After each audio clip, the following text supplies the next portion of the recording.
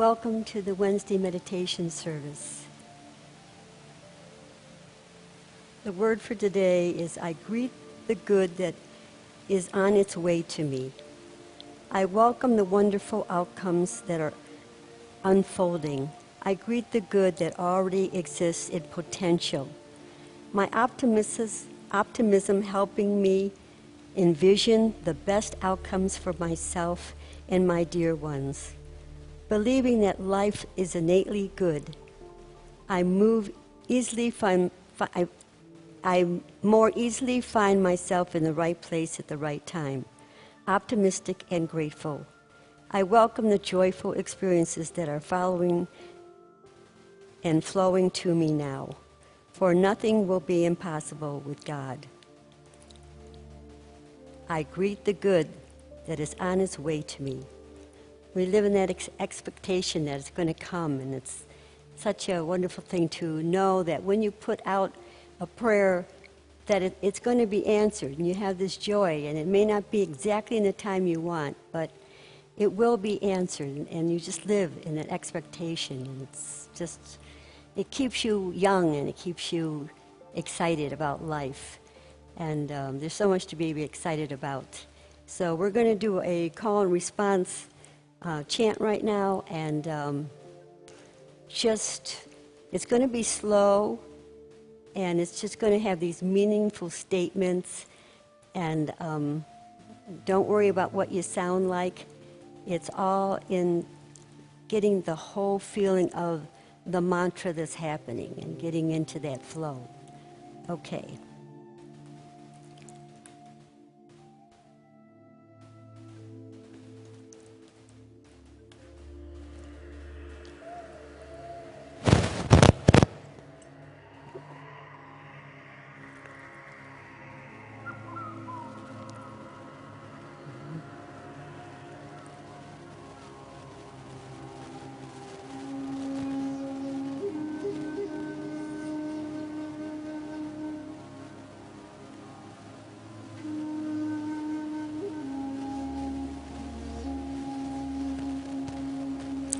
I sense the stillness inside of me.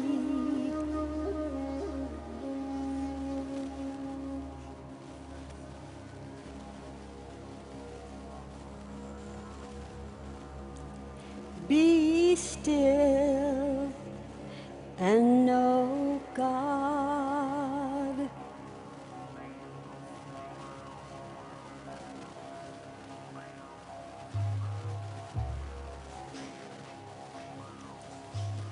Calling me, calling me.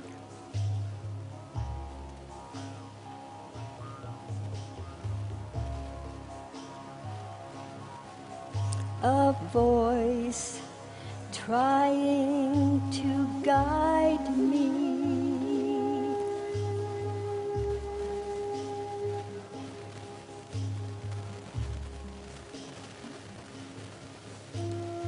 Loving me, loving me.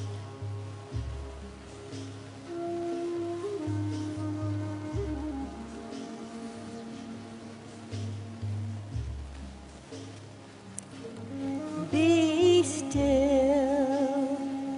and know God.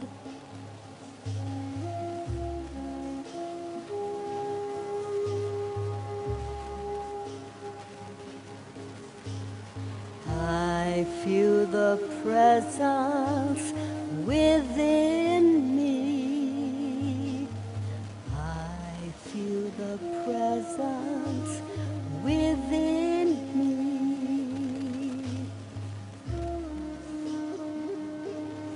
Be still and know God.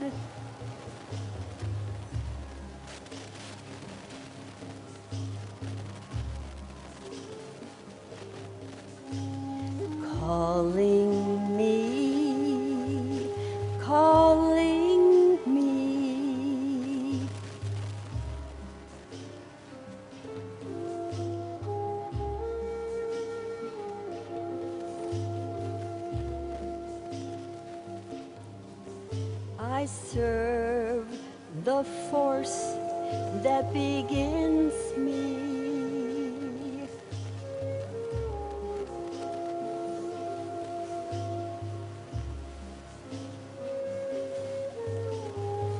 Loving me, loving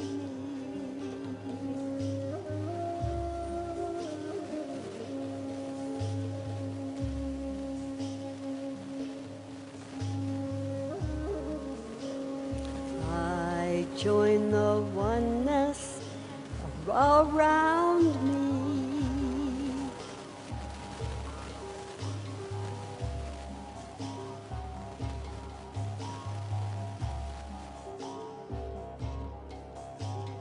Be still and know God.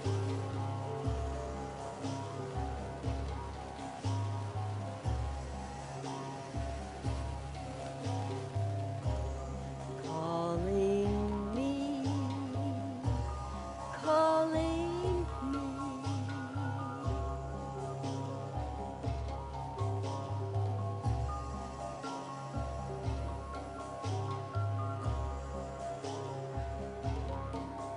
I serve the force that begins me.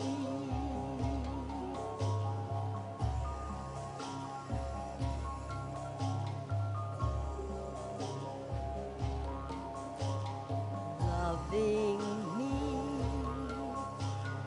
loving me.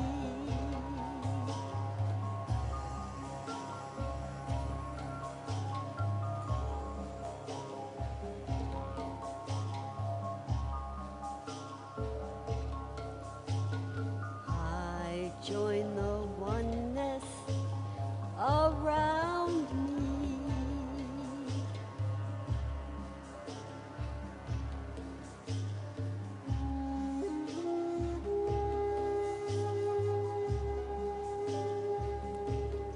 Be still and know God.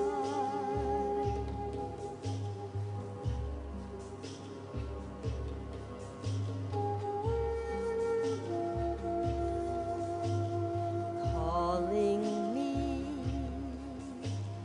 calling me.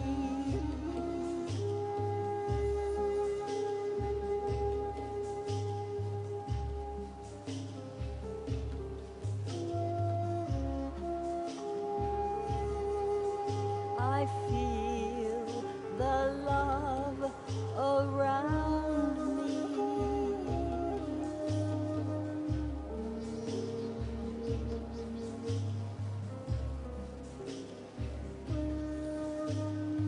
Loving me, loving me.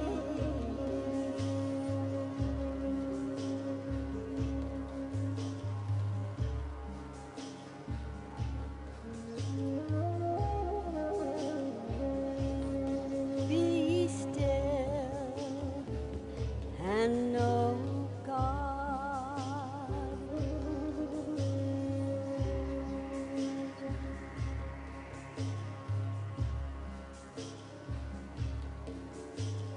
Calling me, calling me.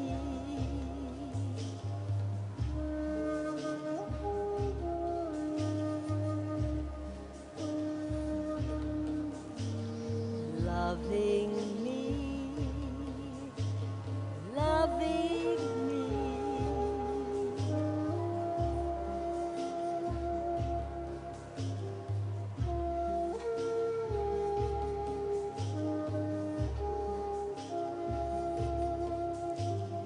I sense the stillness inside of me.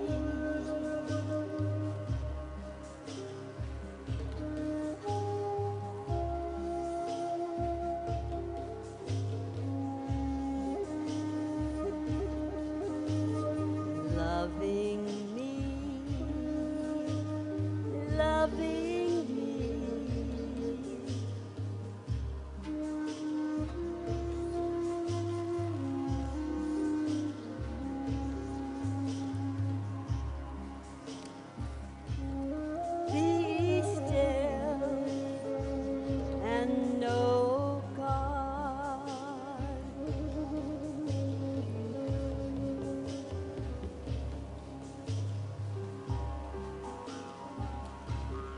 Be still and know God.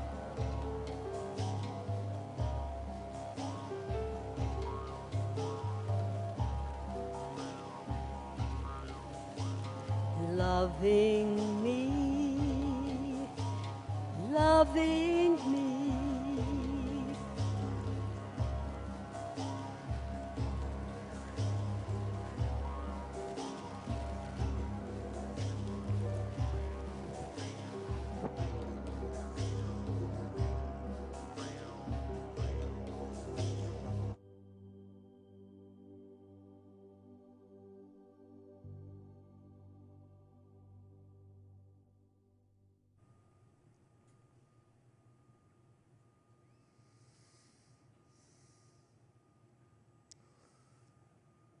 Good evening, everyone.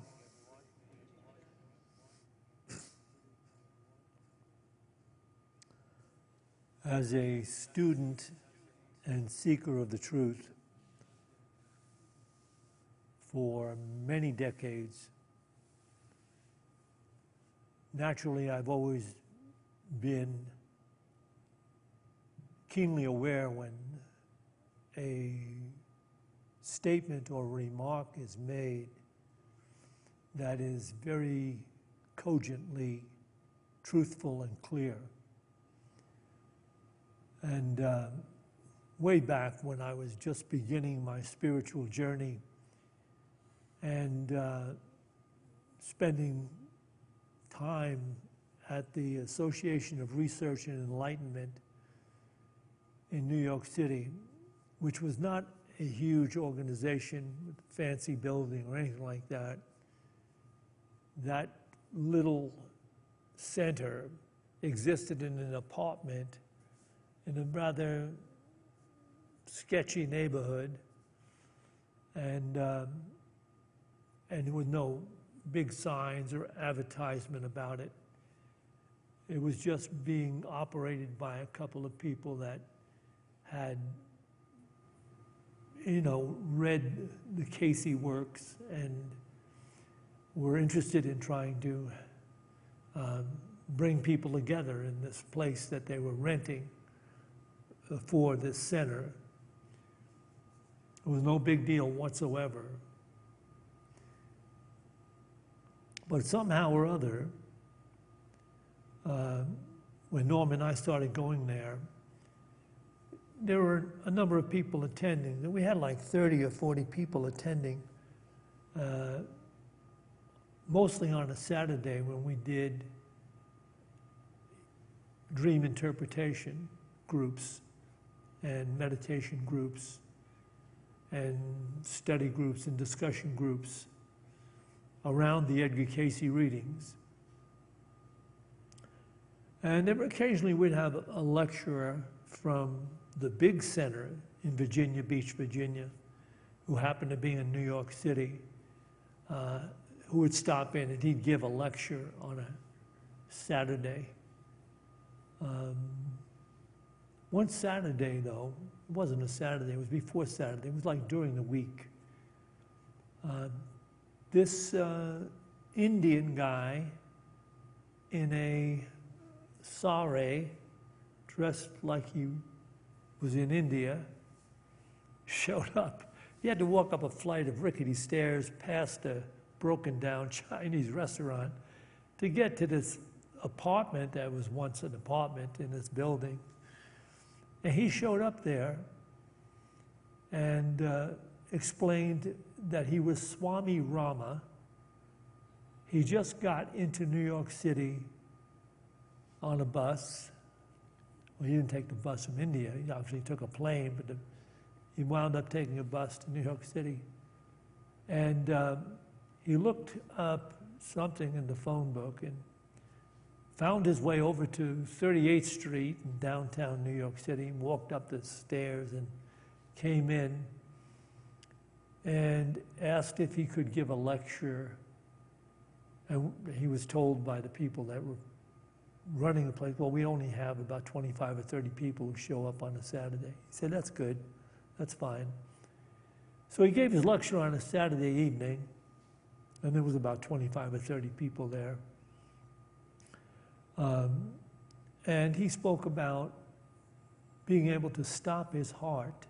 Not really stop his heart, but he had the ability to slow his heart down to such a degree that it was imperceptible whether he had a heartbeat or not.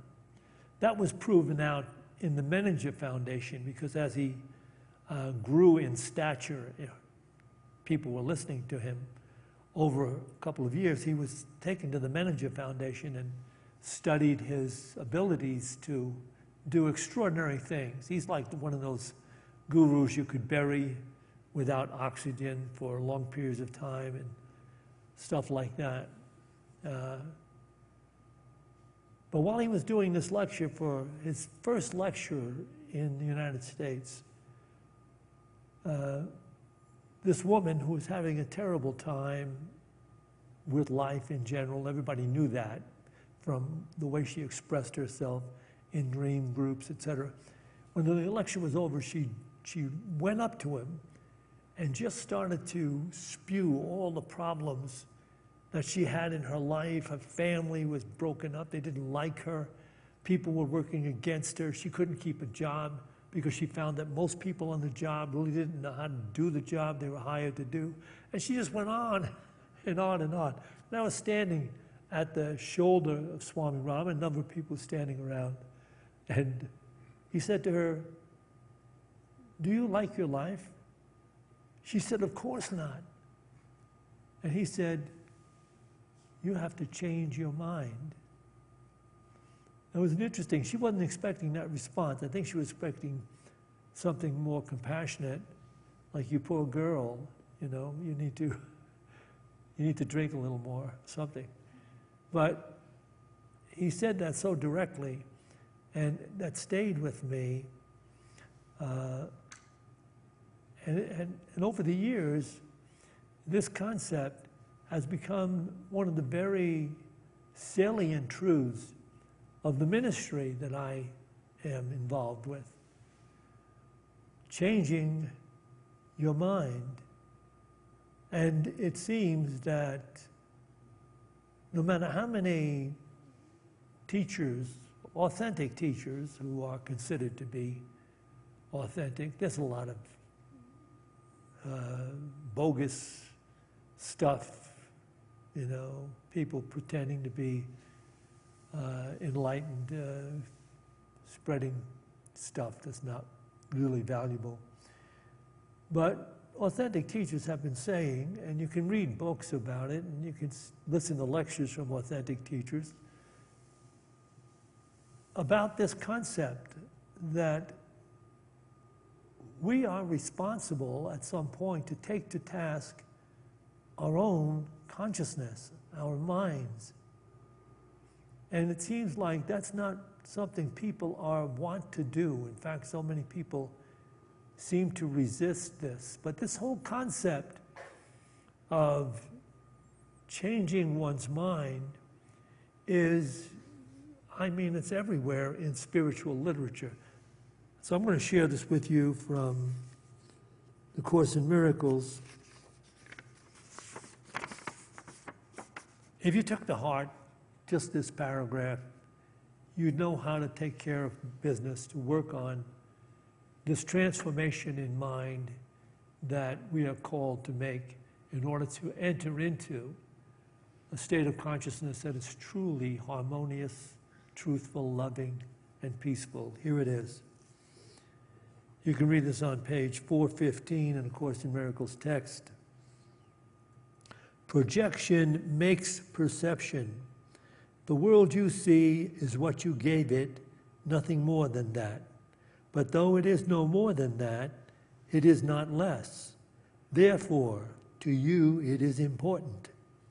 It is the witness to your state of mind, the outside picture of an inward condition.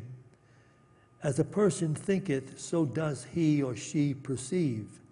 Therefore, seek not to change the world, but choose to change your mind about the world. Perception is a result and not a cause.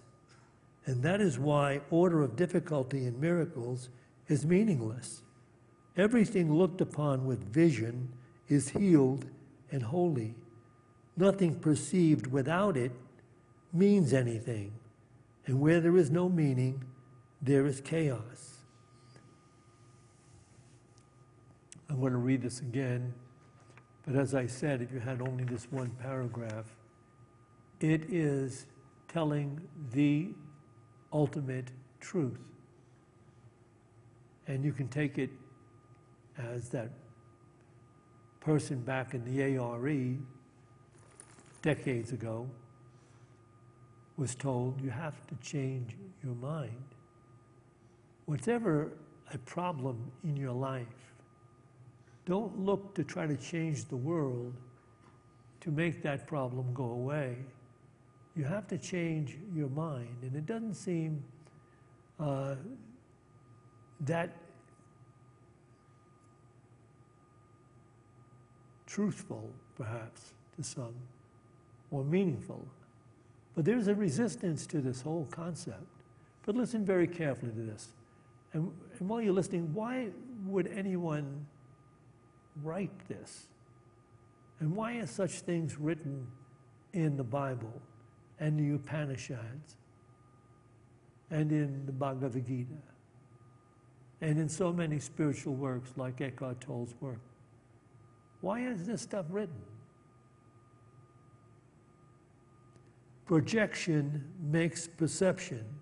The world you see is what you gave it, nothing more than that. But though it is no more than that, it is not less. Therefore, to you it is important. It is the witness to your state of mind, the outside picture of an inward condition. As a person thinketh, so does he or she perceive. Therefore, seek not to change the world, but choose to change your mind about the world. Perception is a result and not a cause.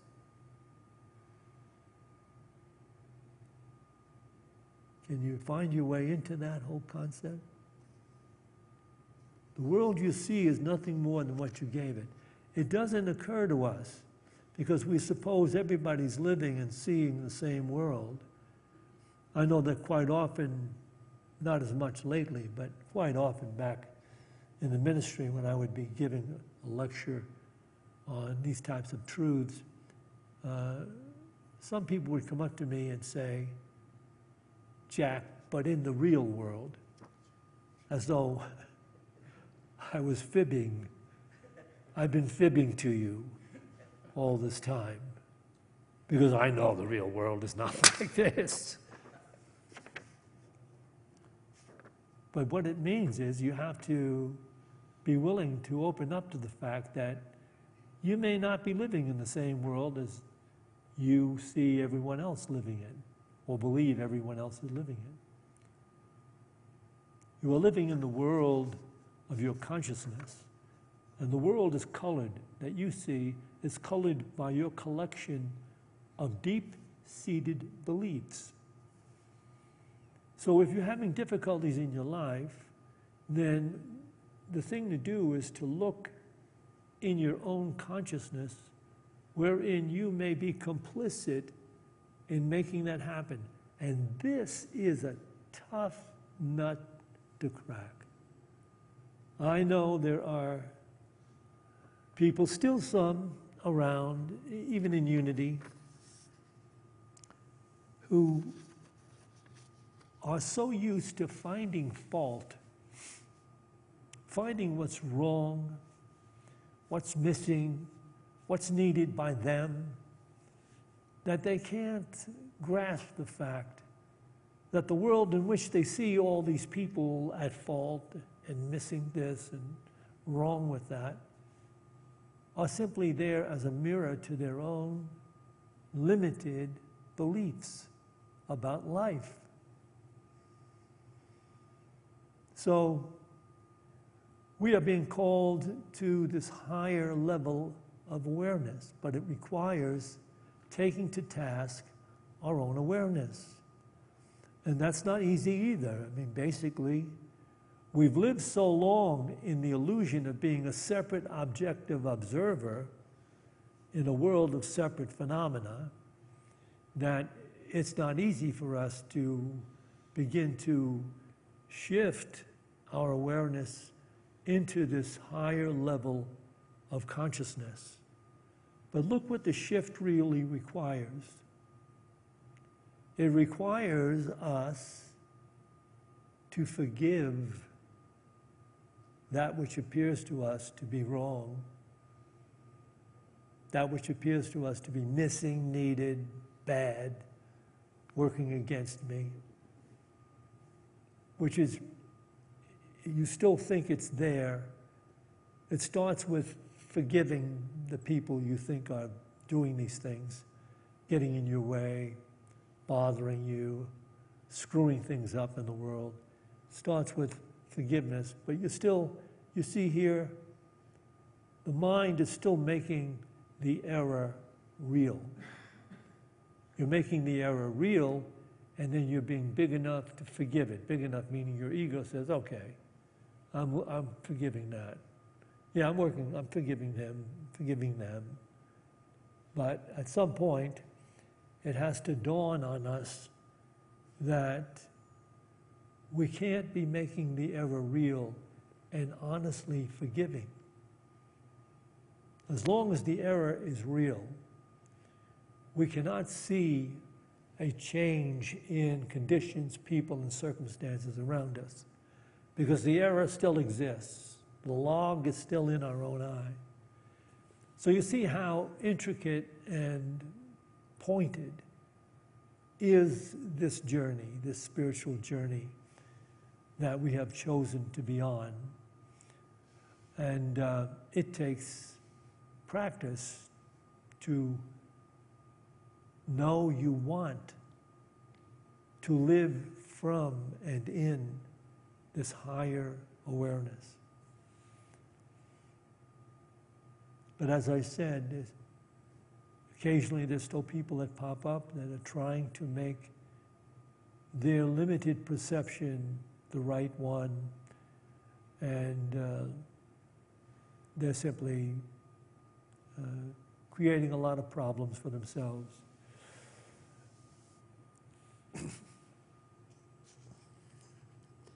So I can tell you that our minds are conditioned from birth. Each of us is not living in the same world, but we are living in the world of our collection, our personal collection of beliefs.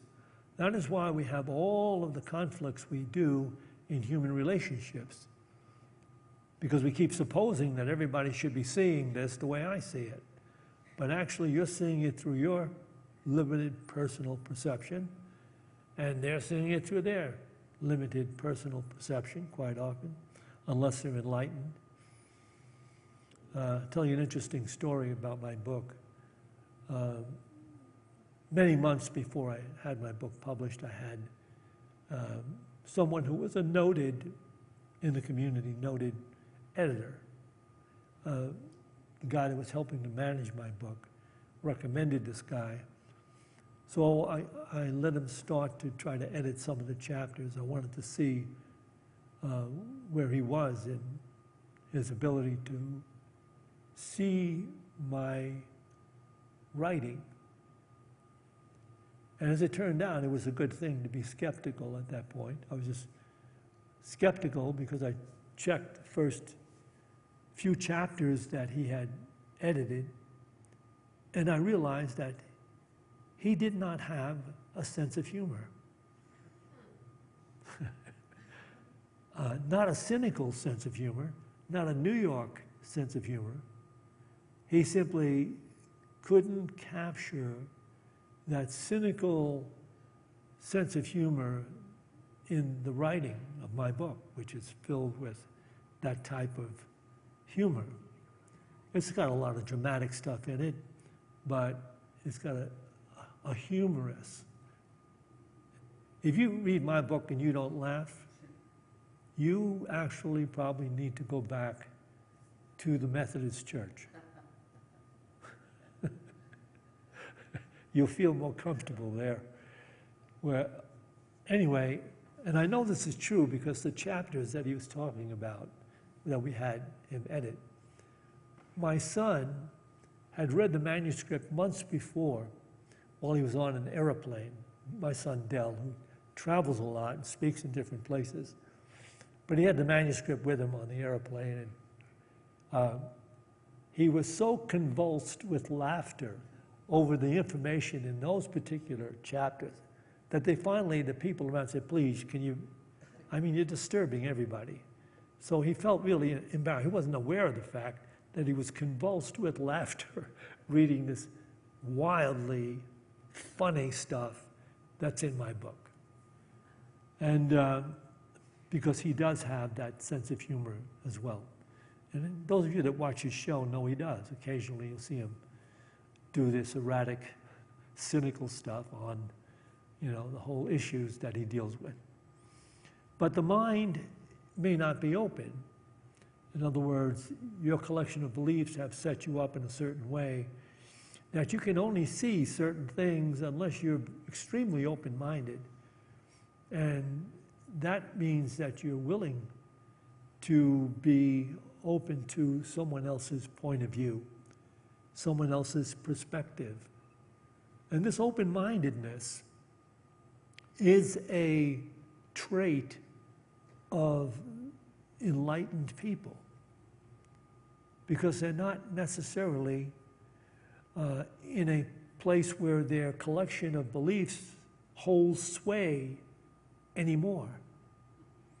They're not holding sway into this personal idea of life that they've taken on because they've done the spiritual work and recognized the limitations that they have grown up with and have taken them to task and released them.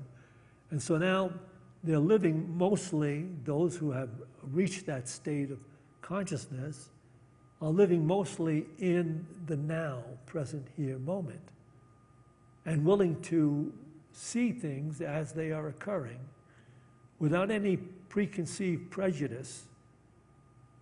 They are actually able to just see things. And if you're there, it means you're in a state of God consciousness, so that you don't have to see an error to say, oh, well, I see the error and I have to forgive that. That's the shortened version. The object is to look past errors altogether. Because as you're looking past errors, you're aligning yourself with the core consciousness of those who appear to be still foisting the concept of errors. You're looking past it altogether. They're just mistaken. So as you look past it and hold them in the light of acceptance and blessings and peace, their deep consciousness is picking up on that. And so that's how we are not only healing ourselves, but we are healing the world around us. Because we've recognized that it's not in changing the world that we are going to feel peace of mind and feel acceptance and feel loved. It's in changing our own minds that the world then comes along and appears to us as something that we don't have to take issue with anymore. So we have another Course quote here. I mean, any one of the Course reiterates these truths over and over again, as those of you who have studied the Course know. But this is from a Course text. Page 162 in the new edition is on page 174. If your brothers and sisters are part of you, will you accept them? Only they can teach you what you are, for your learning is the result of what you taught them. Do you hear that line, that shift? Your learning and how you perceive them is not what they are in relationship to you. It's what you are believing about them that makes the personalities they appear as to you. So listen to this line. If your brothers and sisters are part of you, and in reality and consciousness, they really are, we're all part of this great intelligence, can you and will you accept them? Only they can teach you what you are. For your learning is the result of what you taught them. What you call upon in them, you call upon in yourself. And as you call upon it in them, it becomes real to you. God has but one Son, knowing them all as one. Only God himself is more than they, but they are not less than he is. Would you know what this means if what you do to a brother or sister you do to me, and if you do everything for yourself, because we are part of you, everything we do belongs to you as well.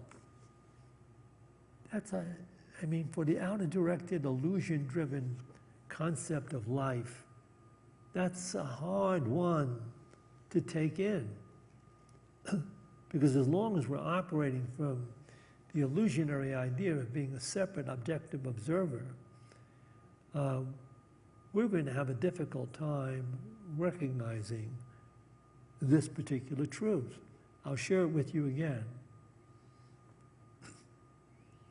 So you just have to be asking yourself right now, if this is so, if these things that he shares is really the pathway into the life truly worth living, then can I get there by using spiritual practice?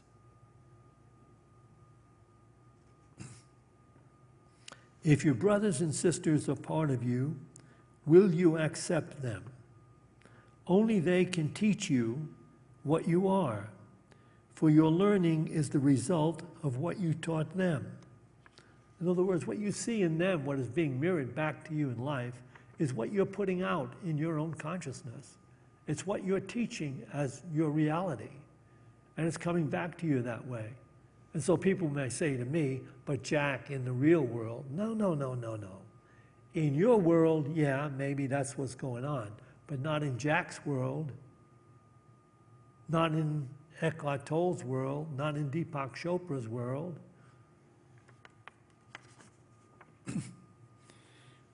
What you call upon in them, you call upon in yourself. And as you call upon it in them, it becomes real to you. God has but one Son, knowing them all as one. Only God himself is more than they, but they are not less than he is. Would you know what this means if what you do to a brother or sister you do to me? And if you do everything for yourself, because we are part of you, everything we do belongs to you. What? The person that wrote this crazy? Everything I see them doing belongs to me? Do you want out? Do you want out of the illusion-driven life?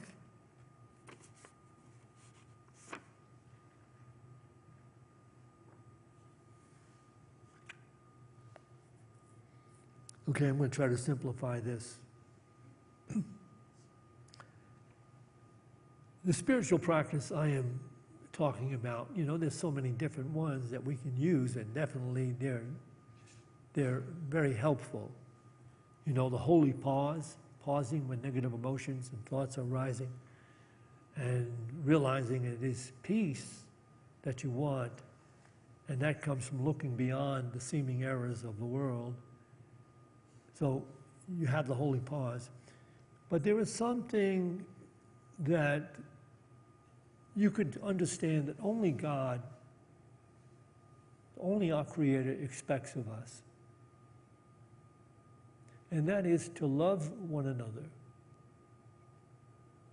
And if you really understand what that means, because that is the great commandment, to love one another as I have loved you, which means unconditionally. I loved you unconditionally. He even said, I'm from above. I'm from the ethereal world in which I pick up my body, I lay it down, I do what I want, I go here, I go there, I live in dimensions beyond your finite comprehension. But I come here and I offer you a love that has no grievances, no prejudice, no conditions. Can you learn to love as I love you? That's all God expects, is love. If you understand love, it is doing unto others whatever you would have them do unto you.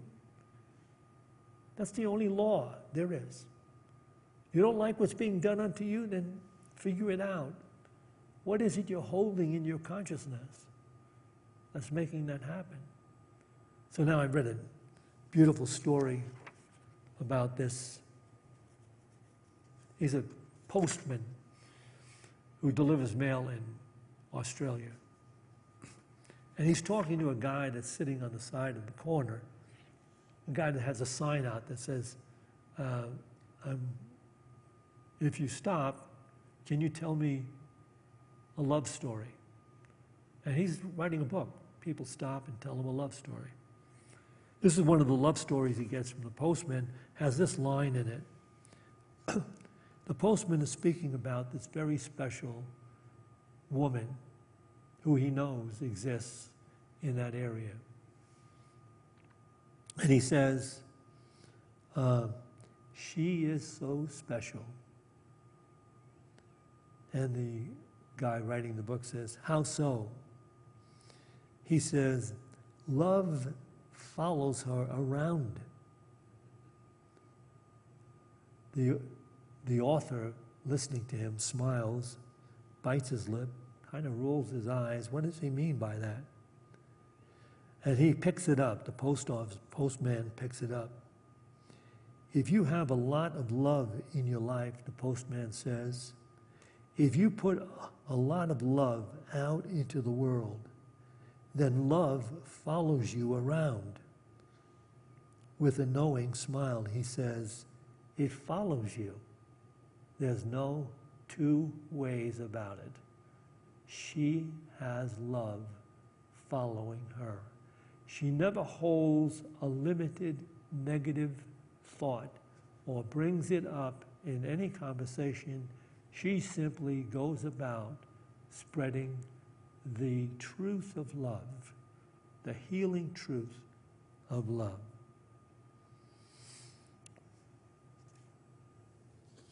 Okay, we're going to meditate together, which is one of the spiritual practices where we take our mind, relax our thinking, because our thinking was so much conditioned by the idea that we could make the world outside actually work to suit our own personal expectations and needs.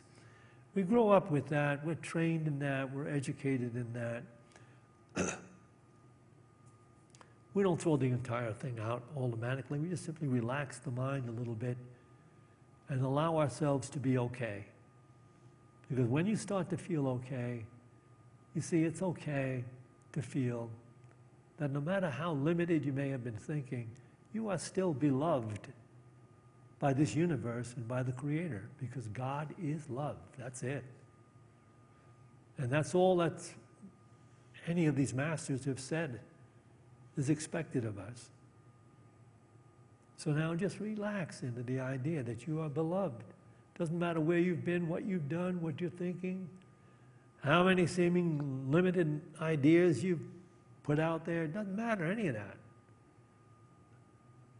Because right here, right now, in this moment, you can just accept the presence of God as love and be okay with it. Do that as we listen to this bowl chiming away.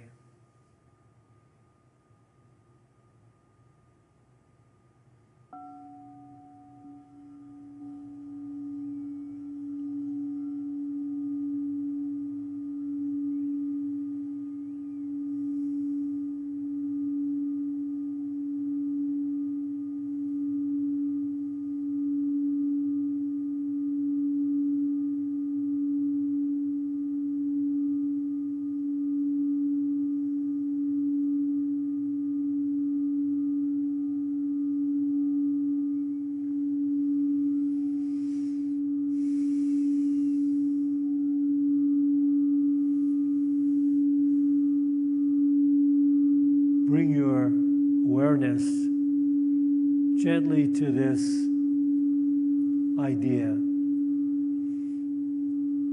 which you have heard me use possibly more often than any other mantra. God is love. Love is life. I am God's life. I am. God is love. Love is life.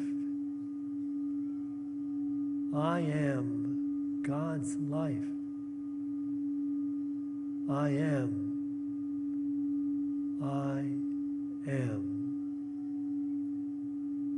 Breathing in the I, breathing out the M. God is love.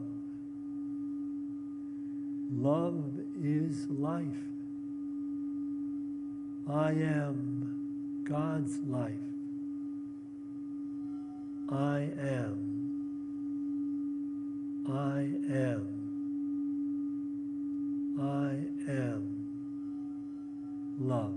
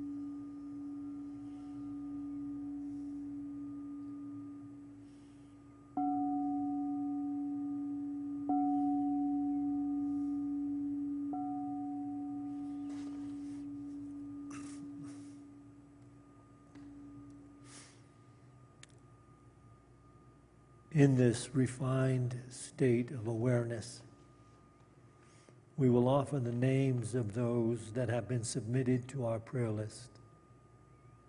As Norma calls the name, just let this feeling of love fill your awareness with the idea we're all in communication on this high level, and love is the healing power.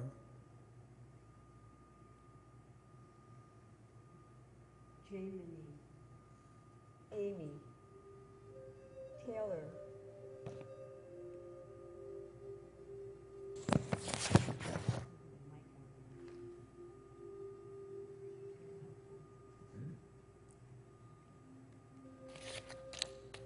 Taylor, Jamie, Amy, Brandon, Michael, the Brown family, Kyle, Colin Perez, Tom, Sue, and Larry Schumacher, Evan Martin, Louise and Tony, Crystal Dawn, Lindsay, Meadow, Bob and Rianne Larson, Bo, Lida Westbrook, Tom, Forrest, Patina, Orion, Jess, guidance, wisdom, and forgiveness, Neil, Wynn and her family, Jess, Tracy, Bridger, Madison, Jackson, Riley, Aaron, Barbara, Sarah, James, Jay and Shelby, Rachel and Ryan, Donna, Wayne, George Grenier, Petra, Eris, Sue, Mabel Toth, Suzanne Pope, Will Raines, Jennifer Raines, William Rainsall, Kelly Restillo, Sandy C., Tom Cannon, Andy Lennick, Amy Bright, Jonathan James, Jill Schwartz, Haley and family, Sandy Spahn, Amanda Phillips, Mona Marie Murphy, Hope Petrie, Faye Russell, Becky, Andrew Hartel, Christine and Janine, Jeff and Rhonda Hanson, Craig and Louie, Megan Day Bird, Deb King, Laura, John Stovall,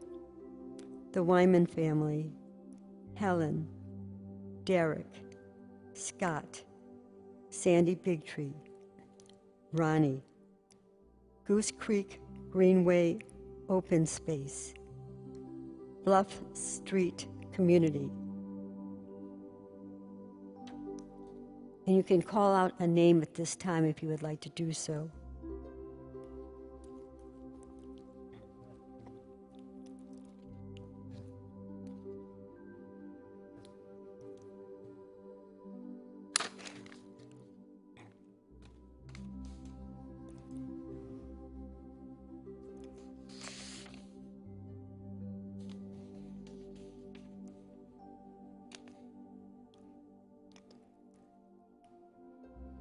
And see these healing lights surrounding the prayer box.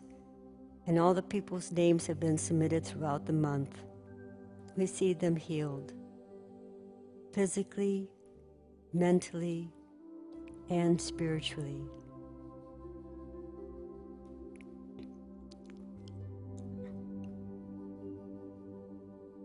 Let us take a moment now to recognize the oneness of the higher intelligence available to everyone, everywhere. As we consider this vision rising in the consciousness of everyone sharing this Boulder community with us, and rising in the consciousness of everyone sharing this state of Colorado with us, and continuing spreading throughout the entire world.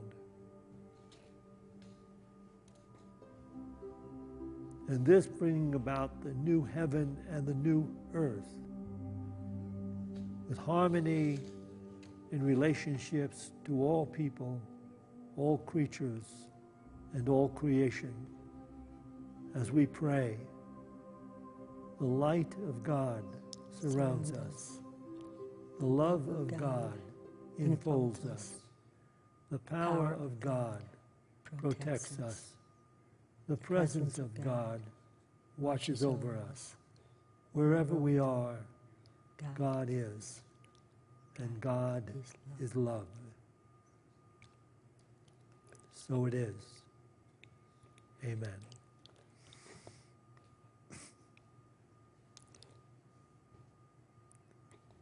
We will take an offering for unity now.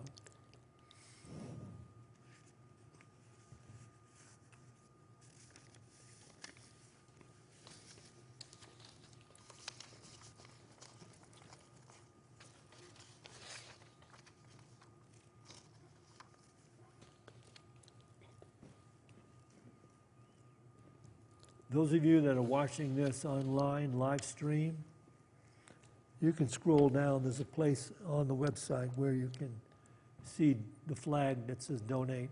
You can press that. It will give you the different ways you can make a donation to Unity of Boulder. Everyone here can bring to mind, bring into their hands this financial gift you'd like to make to Unity.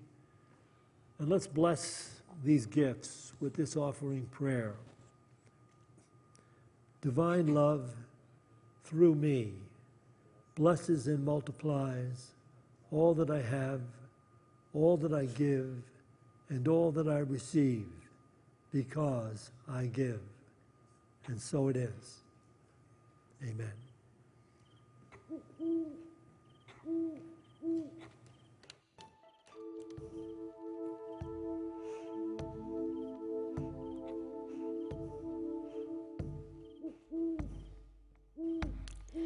I am in your sacred light. I feel the radiance of all life. My heart is open, Creator. Let me know your will. I am in your sacred light. I feel the radiance of all life. My heart is open, Creator. Let me know your will. Let me know your will.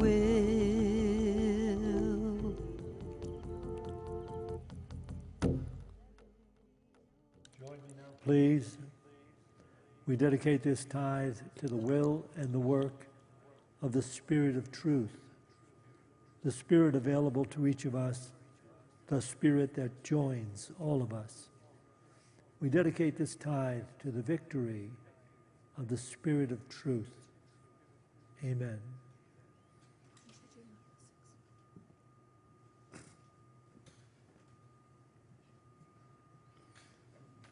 Do we have anything coming up tomorrow?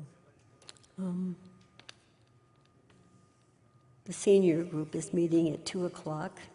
The seniors are meeting at 2 o'clock. Tomorrow, and that's it. That's it. All right. Sunday, Cintisha will be commandeering the 11 o'clock service. Norm and I will have the 9 a.m. service. And we'll be continuing on the same element of personal transformation. So that's what we'll be sharing on Sunday. We have tea and cookies through these doors to your left into the bookstore. And I want to thank Steve, who does the sound every Wednesday. He does such a good job. Thank you. That's our sound guy back there. Deserves a hand. But if you want to stay and chat, we have tea and cookies through these doors into And the the bookstore. bookstore is open. And it's open. To everyone, good night.